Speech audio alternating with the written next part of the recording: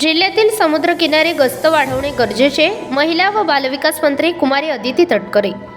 रायगड जिल्ह्याला विस्तृत समुद्र किनारा लाभला आहे। या ठिकाणी तब्बल 31 समुद्र किनारे आहेत। त्यापैकी 28 समुद्र किनारी नागरिकांसह पर्यटकांचा वावर असतो, तर अन्य 3 समुद्र किनारी वर्दळ कमी असते।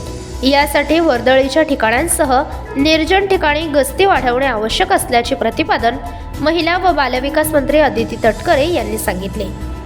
रायगड पोलीस दलातर्फे अलिबाग समुद्र किनारी पोलीस मित्र शिल्प ATV गस्तीकरणाचे लोकार्पण मंत्री कुमारी तटकरे यांच्या हस्ते झाले।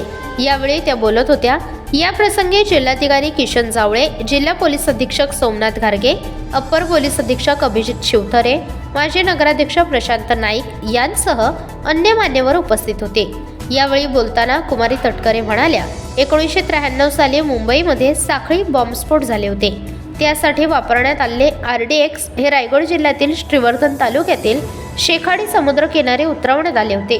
त्यानंतर एका बोटीमध्ये AK-47 यासह काही दारुगोळा देखील पोलिसांनी हस्तगत केला होता।